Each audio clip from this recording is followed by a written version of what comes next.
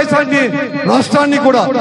కానీ డాక్టర్ అంబేద్కర్ గారు రాజ్యాంగంలో ఏదైతే రచించారో సామాజిక న్యాయం కావాలి, అలాగే కూడా ఈ రోజు జనాభాలో ఉండే ఎస్సీలు కావచ్చు, ఎస్టీలు కావచ్చు, బీసీలు కావచ్చు, మైనార్టీలు కూడా దాదాపుగా కూడా 70% మంది ఉన్నారు. కానీ వారికి మాత్రం రాజ్యాధికారం మాత్రం సాకారం చేయలేదు.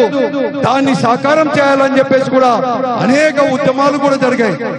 కానీ ఎవరు కానీ ఆ యొక్క రాజ్యాంగంలో ఏదైతే రచించారో దాన్ని సాకారం చేయలేకపోయారు.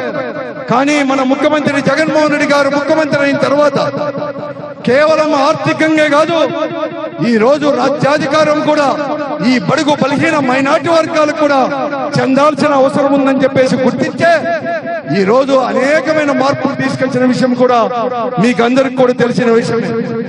ఇంతేకాదు ఈ రోజు ఈ రాష్ట్రంలో ఎక్కడా లేని విధంగా కూడా సంక్షేమాన్ని కూడా మేము అందించిన విషయం కూడా మీకు అందరికి కూడా తెలుసు. చాలా మంది వ్యక్తులు కూడా మాట్లాడి ఉన్నారు, పెద్దలు, మన ఉప ముఖ్యమంత్రితో పాటు మన జిల్లాకు సంబంధించిన మంత్రివర్యులు, పార్లమెంటు సభ్యులు, మన నాయకులు ప్రభాకర్ రావు గారు చాలా మంది కూడా ఉన్నారు. వారు కూడా అనేక విషయాలు కూడా మీకు విశదీకరిస్తారు. కానీ మీ అందరికీ ఒకటి గమనించాల్సిన అవసరం కూడా ఉంది. ఈ రోజు సంక్షేమాన్ని అందరికీ చెందాల్సిన అవసరం కూడా ఉంది. ఆ సంక్షేమం అంటే ఏదో ఓట్ల కోసం కాదు. ఆ సంక్షేమంతో వారి కుటుంబాలు బాగుపడాలి. ఆ సంక్షేమంతో కానీ ఈ రోజు ప్రభుత్వం తీసుకున్న నిర్ణయాలతో వారి పిల్లలు కూడా ఉన్నతమైన చదువులు చదవాలి. డాక్టర్లో, ఇంజనీర్లో అందరికి కూడా సమాన అవకాశాలు కల్పించాలి. కేవలం ధనవంతుల పిల్లలు మాత్రమే ఇంజనీర్ కాలేజీల్లోనో లేకపోతే మెడికల్ కాలేజీల్లోనో డొనేషన్లు కట్టి కాదు.